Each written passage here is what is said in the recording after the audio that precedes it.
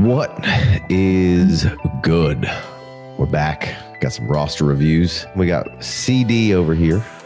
Strong potential. What you boys seeing on the CD roster here? I personally, I think he has really good depth. The only exception would be at quarterback. And considering this is a 12-team Superflex, quarterback is definitely the first thing that I'm addressing. Yeah, no, I mean his quarterback position is decent, right? He's got Josh Allen and Mayfield. Yeah, just the third piece is what I was really referring to. Let's get the third one on there. So it's half point PPR with a full point on the tight end, and that's one of your weaker positions, right? He has Isaiah Likely, Ferguson, Okonkwo. He has the 2.6, the 2.11, 3.6, the 4.6, 226 firsts. All the rest of his picks in 26 and all the rest of his picks in 27. So that's nice. I like that. He's got Kenny Walker, Josh Jacobs, and I'm going to assume that's Brian Robinson for the point values that are on there. And then Travis Etienne, which good job for having him already. And he has George Pickens, Brandon Ayuk, Jaden Reed, McMillan, Shaheed, Jalen Coker, Hollywood Brown, Luke McCaffrey, Parker Washington, Gabe Davis, and Jalen Tolbert. His team is Cokeheads because he has Cokers, so Cokeheads unite. I've seen a lot on the Twitters or the X's or however you want to say that these days. So you would like to target a third quarterback here, Doug? That's your first thought? Yeah. Yep. That's my first, because otherwise you get an injury and you're toast. I mean, Allen or Mayfield go down and you're going to be in a world of hurt. I think that's just going to only increase your 26 picks, right? So that's not what we're looking to do. I think you need to take a look at your running backs. I think they could time out in not too distant future. They're not overly old, but I could see in the 2 to 3 year range you being a little shy on the depth. So I would be attacking running backs as well, but I do like the youth of your receiver room. I think you could use an elite one. I think that would help. But I think overall, you have good depth overall. Yeah. He had the 206 this year. So, and by the looks of the roster, it's a good roster, but I think it's the definition of a middling team right here. Right. Mm-hmm. What steps do you take? And I like the idea of getting a third quarterback here. And then he's got, the 2 2s and 2 1s and 26.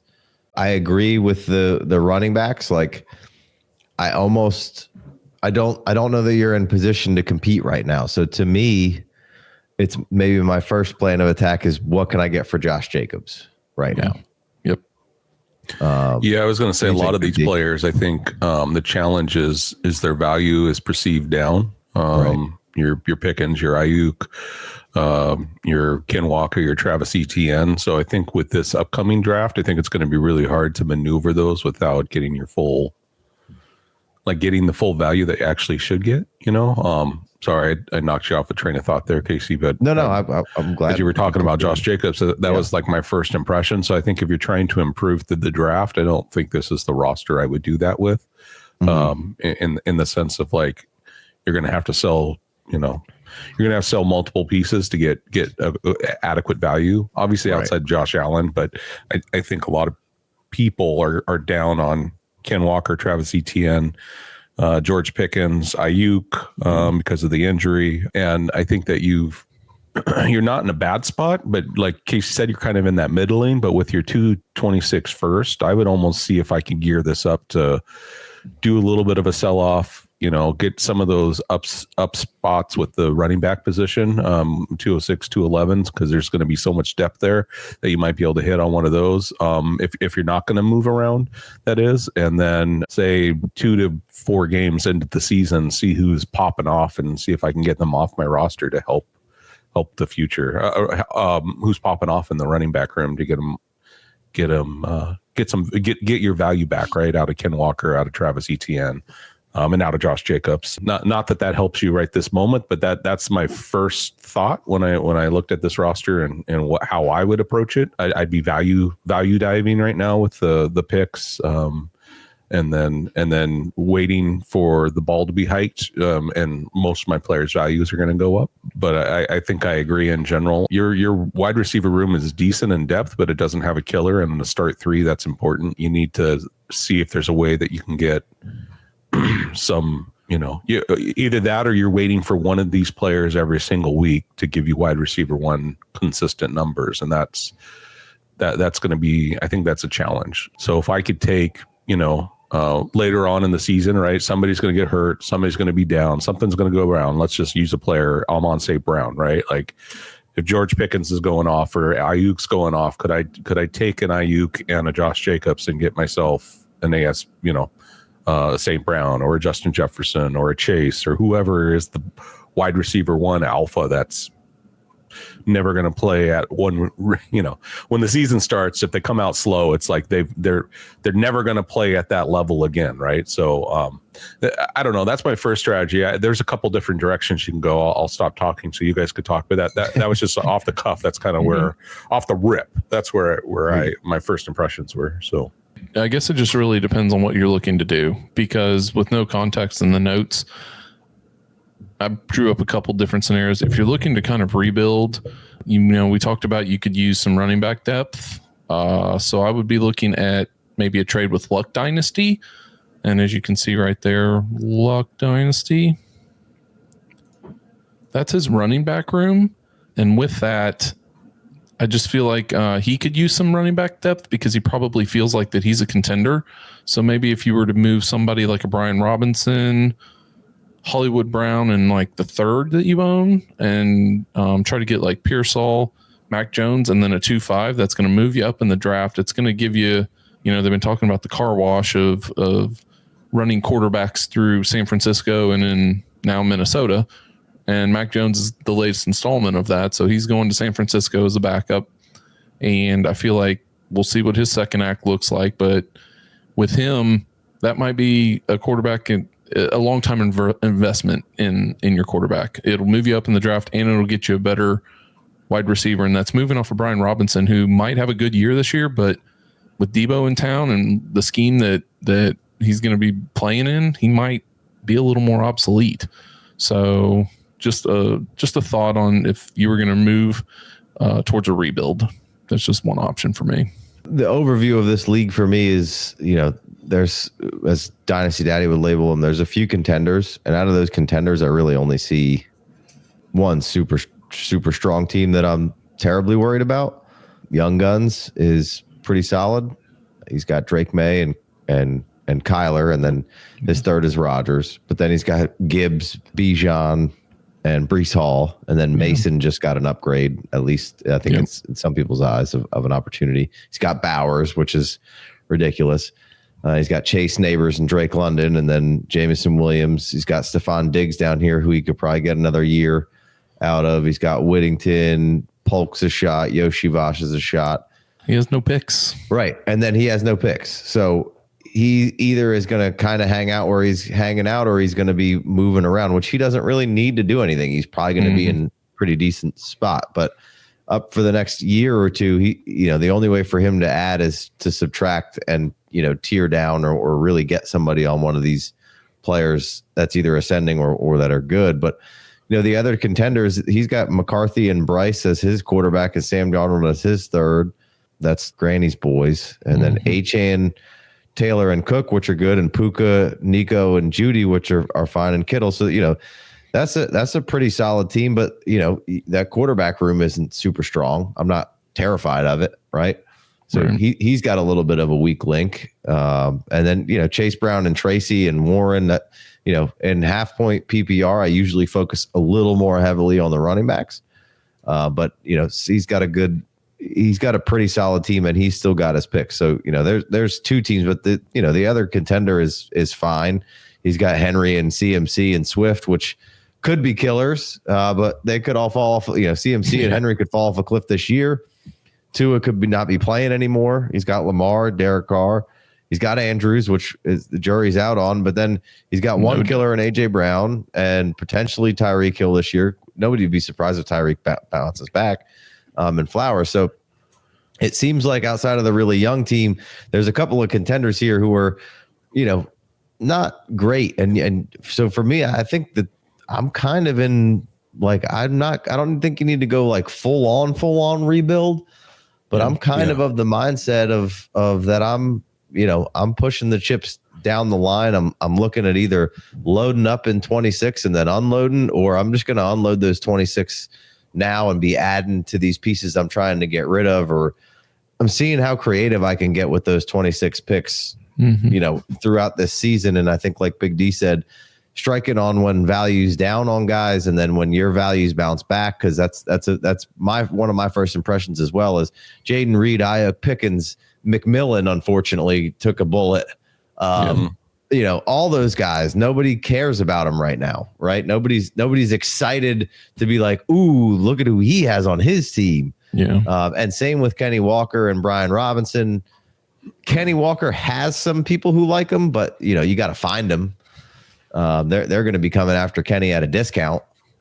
And then Jacob seems like one of the guys that if you find the right guy who values running backs and realizes what Jacobs did last year, you could still get good value for Jacobs. So I'd be looking to either take the 206 and the 211 and try to move them up as far as I can and grab a pick, or add those to any of these other guys that we just talked about and upgrade. And then do we consider a Josh Allen tear down? Is anybody interested in anything like that? It'd have to be significant, of course. But anybody interested in that? Or is that just, hey, we just ride out with Josh Allen for a minute and see if we can figure this out? Yeah, I personally would have to have blue chip assets and not draft picks unless it's the one. Yeah, I'm with you. And so I don't think at this point it would. You might be able to squeeze some value out of it, but you'd have to do it. You'd have to make sure that you hit. And that's the hard part with trading those big time blue chip assets. And I don't know if I like this. I don't know if I like the risk with this roster, because, like you said, it's middling, but it's not full. Let's burn the village and rebuild. Right there are some spots there, and Josh Allen is just got paid. He's not going away, so I still think I would hold tight with him. But it is a good way to look at it. There may be somebody. I mean, this looks like a pretty NFC East heavy. Just looking at the logos, right? We got the Giants. We got the So there may be some NFC East favoritism, right? So you could also look value wise with that. I don't know how long you've been in this league, but you talked about Josh Jacobs. One of the ideas that I had would take Josh Jacobs in your 206 and move it for Rome Odunze and like the 203. Value wise, I think that's about right. But I think when we talked about getting a killer, I strongly believe in Odunze still. Not I don't know if he's going to get up to the Justin Jefferson like elite tier 1, but I do think he's going to be right there at the tier 2, within the next couple years. And so that he's the type of player that I like to target, where I have a pretty good, on that team, that dude, this is Demons. You have it pulled up. Okay, sorry. Brian Thomas Jr., the value is 2,000 to 3,000 points ahead of Marvin Harrison or Rome. And that's all based off of last season, right? Like, obviously in our drafts, we didn't look at it this way. And, and this isn't taken away from Brian Thomas. I think Brian Thomas is an excellent receiver, but I also think Marv and Odunze were in different situations, and it was a little bit slower start for them. And I wouldn't be surprised if 3 years from now, both of those players are drafted over Brian Thomas Jr. personally. So, so that's another kind of idea, right? Is can I take a Josh Jacobs, Ken Walker, Travis Etienne, one of those, plus my second, tier up a couple picks and get a player who I believe is on the up and up. So in my opinion, that would be Rome Odunze. If you have another player that you feel like, Neighbors is one, right? And with the Giants, I know whoever has Neighbors maybe, but I'm just trying to think of names like Neighbors, Rome, Marv, of course, Marvin Harrison. I'm a strong believer in Laddie for the Chargers. I think I don't know if he's going to be that killer, but I think he's going to be in that. He's going to have that more name clot than Jaden Reed or Pickens, and depending on what goes on, and so those are a couple names and a couple ideas where you can try to project out who you think is going to be in that, who's going to take a tier jump, right, in the next year comparison to their prior year, and do a little gambling, but also insulate your value with making sure that you're getting, some kind of pick upgrade, or even if that's you send your pick for this year, but you get a second back next year, or something to that effect. I think that's another strategy option that you can go about. Yeah. So I'm going to double down on the Josh Allen thing here for a second. Go for it. If you could take Josh Allen, you go up to the Los Angeles Lords. He's a fraud. He's got the 102. Not that would be involved in this trade, but like if you can go tier down from Allen to Mahomes, whose value's down right now, I'm a firm believer that Mahomes will bounce back. It's 6 points passing touchdown. Yep. I'm not saying that you're going to be able to get Amon-Ra St. Brown in that deal just straight up, but can I add something to it to get Amon-Ra St. Brown? Is there some way that I can get Amon-Ra St. Brown? That's kind of what I mean. If I'm going, like, if I can go from Allen to Mahomes and pick up something great in between. I know people hate Mahomes right now because I think, quite frankly, people are sick of him. I think some people are reveling in the fact that he's down a little bit, but I got every piece of confidence in the world that at some point we're going to be looking at Mahomes' second or third act, however you want to classify it, and go, God damn, that he's already a killer. Like what he did with how that offense is functioning and being a little bit on the lower scoring end through the last year and a half, and still putting them in a position, that defense was, kind of the tent post that was helping them get through this situation. At some point, I think we're bouncing back, and I think we're getting closer and closer with Worthy, Rice, and potentially Hollywood running it back, and Worthy being one more season in there, like to getting back to those big splash plays where, hey, it's maybe not so much, eventually you're going to start having to lose some pieces on that defense because you did draft really well, even though you're still going to have a solid defense. I think Mahomes is going to have to be back in that 25, 28, 30 points a game realm at some point. I think that's just the natural maturization of Mahomes. Is he's so good late. Like, I don't know. I just have a lot of confidence in him. And if I can go from Allen to Mahomes and pick up something great in between, obviously I don't think you're getting the 1-2 for that move right now, but maybe that's what the Los Angeles Lords thinks he needs. Maybe he's like, oh man, if I got Josh Allen on this team, that'd be great. Now, obviously his running back room stinks, but hey, can I take Jacobs and Allen and go get Mahomes and St. Brown and maybe another little piece in there? You know what I mean? Just how creative can I get in here? And maybe I can even come out of there with the 204 in that scenario. You know what I mean? Yeah, I think 204 is absolutely in play. If you're going to take Allen, Jacobs, and pick a receiver that's on the lower end, a McMillan, right? And then you go get Mahomes and St. Brown. I think the 2-4 is definitely in play there. I mean, I think Mahomes and the 1-2 for Allen is for the Lords is probably pretty close. Like he would really think about that. Because Allen's the hammer. I mean, let's establish in a Superflex league, Allen is the hammer.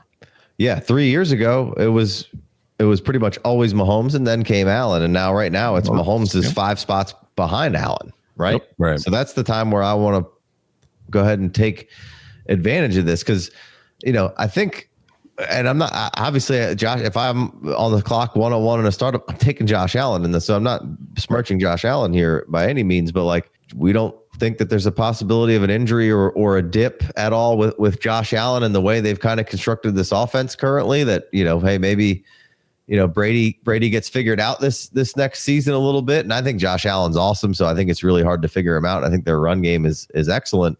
And I don't hate kind of where they're going, but there's nothing elite on that offense right now to be all that scared of. And I think Mahomes kind of went through that era and seems to be bouncing back the other direction. Yeah. And he still finished as a 1. He still finished as a quarterback 1, not QB 1, but a 1 on your team. Right. So, a little more in the conglomerate, but there's nothing but upside for him. Right. And then, on the other side, can I take Baker Mayfield? And I don't think this guy would do it either, but I saw Penix was down here. Like, can I move Baker for Penix and get something on top? Probably not. Dynasty Daddy has their scores pretty close, but maybe somebody would be like, I'm not really sold on Penix. Yeah, I'll take Baker Mayfield because I'm I'm closer, and maybe I could pick up Christian Kirk in that deal, and maybe I got to add a little something to it. Now, is Christian Kirk the sexiest thing ever? No, but I get younger at my quarterback. And even if I could just swap that straight up, I would, because I'm just getting younger at my quarterback position, and I'm helping this team, be in the direction of trying to hit it hard. I got those 226 firsts that I could do something with, and I've just repositioned myself. Maybe I added an elite prospect in the move down from Allen to Mahomes, and then maybe in the move to Baker to Penix, I could add a little something, or even if it was just straight up, which is not likely, but I don't know. Those were kind of my big things there. And then because everything else is kind of down on the team, I'm waiting for Pickens to rebound. I'm waiting for one of those running backs to rebound and ETN to rebound, and then trying to suck the value out of those guys. Unless, of course, you can find the right player. And zero dark Purdy, not a very good team. So I don't know why he'd want to take Baker Mayfield on, but that's we look at rosters all the time where it's like, what were you thinking? Yeah. So you never know. Can you open up Young Guns real quick? This one's kind of interesting. This dude looks like he trades a lot, and he's got Drake Maye. So, he quote unquote's a contender. He doesn't have any draft picks in the future. That obviously he is trading quite a bit, but I feel like Drake Maye, Jordan Mason, and one of those solid wide receivers are within reach here with some pivoting of my staff, right? Like obviously it's a big drop off from right now. It's a big drop off from Maye to Josh Allen, but that's part of the advantage of the drop off, right? So if I took Josh Allen and one of my running backs, right, pick a flavor, Josh Jacobs or Ken Walker, probably have more name clout right this moment, right? And then maybe moved like a Pickens and came back with got a Drake Maye, got a Jordan Mason, and then maybe like a Malik Neighbors, and maybe you have to add a draft pick in there, but something like that, where this dude's a contender, but he has no draft picks, and he likes to trade. So maybe you can find some value with moving off of Josh Allen with that. My only caution would be is that he does have some really solid depth or solid young players, and I'm assuming he did most of that from trades, and so just make sure that you're getting value and not suckered in by his sweet voice of right. telling you why it's a good deal. Right. But I don't know, this just because this is a contender, he doesn't have draft picks, so I'm assuming he's going all in every year from here on out. But just an idea was with this team and Drake Maye, there and the wide receivers that he has, I feel like there could be a deal here too if you're looking to pivot earlier than later. I'm probably not giving up either the receiver or the running back. If I'm moving Josh Allen for Maye, Jordan Mason, it's going to take a Drake London or a Neighbors, and then I'll give you a second piece with Allen, but I'm probably not going running back and receiver. Yeah, I think the first version of that deal, if I'm throwing it out there for me, would be Maye, Brees, London, and then I'd just throw Allen singularly in there, and I'd probably even tack on a bunch of other things because I don't necessarily want him to accept it right away. I want to negotiate a little. So that would kind of be where I went. But we're trying to get the blue chip and Neighbors. Just London's a little cheaper. You could spread some stuff out. Brees is the cheapest he's ever been, and I think he's still at RB 3-4 mix solidly for me. Now this guy gets a hold of Josh. He's going to be excited to be in the conversation of getting Josh Allen. Yes. For sure. So that's, you might be able to suck something out of there, but you got to be greedy when you're coming in to his team, giving him Josh Allen. You basically, when you're selling him Josh Allen, you're telling him, hey bud, I'm giving you a championship here. We need to, and it has to be as blunt as that. And don't be a hoe. Right. Right. So I need to get paid back. Right. Yep. And we can negotiate, but I'm giving you the big piece. Like that's what you don't have right now. You have every other piece in place. So I'm gonna need to extract something up out you, dog. Yep. But, and to your point, Drake Maye, man, like somebody tagged us in a post on Twitter, and it was like, Drake May or Jordan Love in a 26 second, and the amount, like, it was very all over the place, and the amount of people were like, Love in the 26 second easy was astonishing. Right. So, which I don't feel that way at all. Nope. And so that tells me that there's some people out there that don't think Drake May's what other people think he is. Yeah.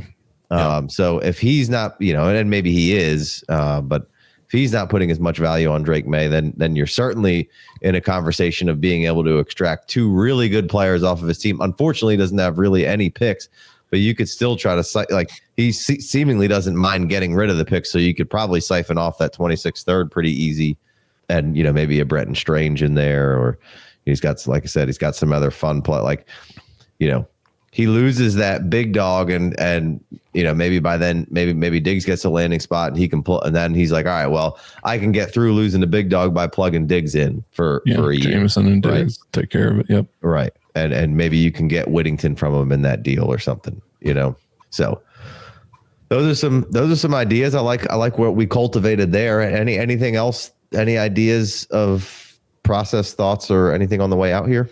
No, I definitely think you need to rebuild, though. I mean, I don't think your team is terrible. You have good pieces, but you need to establish and get into that contender conversation. No, because what you let off with, Doug, is that there's some depth here and there are good players. Like, you're not in a bad retool rebuild position, right? You just have to be able to strike when the iron's hot and get creative, and maybe seemingly almost, everything you're doing, especially anything involving Josh Allen, has to be big time deals. But even so, some people might view that as you're losing that battle right now. But in a year or two, when you're ready to go, maybe Allen's value's down, or he's coming off an injury, and anybody can get hurt at any time. So I'm not, banking on any of that. But Mayfield and Allen are some of your chips that you can move around. I'd be trying to pivot those guys and then strike them while the iron's hot, getting creative with those 2-2s. Those are in deals trying to upgrade. You don't need to make those picks right now. And then you have the 226 first, which is in good position you have options to kind of go in different places and still have a full complement of picks next year, even giving up a 26 first. Yeah. And I don't know does it tell you whose other 26 first he has? This one here, the Race Street Hooligans. Are they good? They're frisky. They have good pieces. Yeah. I mean, probably mid. Squad. Yeah, so hang on to yours. Yeah. And trade that other one if their team's a little Race Street Hooligans. Yeah, I mean, he finished what, fourth? So he's got no second quarterback. Bing pong. Then we'll see where Kirk goes. Yeah. He's got a good enough team. He's got Jefferson and Worthy and Olave and Sutton. Saquon. And Joku and Saquon and Pollard and Connor. So he can fill out a roster. Rico Dowdle just what a weird deal that was, huh? Like, why I still don't understand. We talked about it on the Patreon, and I'm still trying to wrap my head around it because I guess it has to be just an insurance policy for Chuba. Has to be. Right, but why wouldn't Dallas just pay him that, or stay in Dallas for this? Like, I think the report was they offered him the same amount of money. I don't know. Maybe or in Dallas, why are you paying Miles Sanders and Javonte? Just give 3.5 to Rico and then decide what you're going to do from there. Rico was great for them in the back half of the season. Yeah, he's fantastic. The last piece I would say is that this roster size is is decent, but there should be some value. Oftentimes there's going to be value on your waiver wire when you only have a 21 I don't know if you have a taxi. I don't know if Dynasty Daddy tells us that, but even if you have a little bit of a taxi, 21 spots, there's going to be some.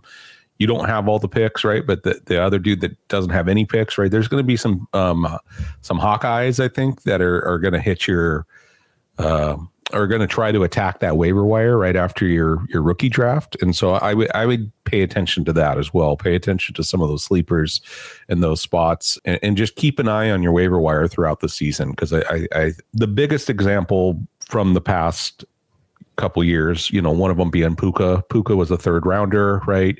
He went later. There was a couple drafts where I know he went into the 4th round. But my point is that there are players that escape value wise or people have to make roster cuts. So if there's, teams in here with a truckload of picks, you can also try to snag some of their players now just to see if you can do some 2-for-1s or something like that. But anyways, just roster size totals. And what do I mean by that? Well, this is 21 players. I play in a lot of 35 to 45 plus taxis. So there is absolutely nothing on the waiver wire. Like Carson Wentz would be on the waiver wire. I saw him on somebody. If you're lucky. If you're lucky, like Tom Brady may be on the waiver wire, but somebody may have him. If there's any kind of news of Gronk may come back, all of a sudden Gallup, huge deal, just got re-signed. Yeah. He's a waiver wire pickup, baby. Yeah. But in your case, in this league's case, it feels like, it's Dynasty. Everybody's there year round, but people get busy, man. And sometimes people get excited about those new rookie picks. So they're going to cut some veterans that could add some depth to your team or give you the opportunity to bump later. Some people just, ignore, or depending on when your rookie draft is, if it's earlier, if it's not in August, as an example, once training camp comes out and all that, there could be some spikes there in value. So continue to listen to us, listen to Casey and all the folks that talk about the rookie content as we get closer. Look for some of those late round dart stabs that are in the 4th round. Why the 4th round? Because they may not go in the 4th round, and then you may be able to pick them up for fab, which is, fab is basically a 4th round value. So anyway, just an idea on some of the ways that you could gain value is by aggressively making sure you're on top of the waiver wire and what people are doing and who they're dropping and preferably pre-fabbing it, right? Let's see here. Let's see if we can draft rank. Well, and this will tell you kind of how many are rostered. Yeah, you can also see the roster. So if you use the Dynasty Daddy tool, but here's an example like Joe Grooves, who's frisky. He's got 1, 2, 3, 4, 5, 6, 7 picks in this upcoming draft, right? So who's another? He was the one I saw that had the most. Yeah, I think he may have the most. Zero Dark Purdy has 1, 2, 3, 4, 5. Well, he's 5. Got a lot next year. Yeah, and he's got a ton next year. But point is that there maybe there isn't this season, or maybe there will be once you get closer to draft. But that's another value point that's overlooked in Dynasty a lot is your roster size versus how much you're going to be on your waiver wire versus how many people are going to have to cut. So that's we'll call that Dynasty 201, right? Instead of Dynasty 101. Those are some things that you can look out for as well. Yep. Roster construction becomes very important when you're running tight rosters. Yeah. Yes. All right, boys. I think we've hit it all. We appreciate you guys trusting us with some roster reviews here, and we're excited to keep them rolling. And we're dialing this thing in as we go. And I've enjoyed getting to know your rosters. It's been nice. All right. Until next time. Ta-ta. All right, boys. Peace.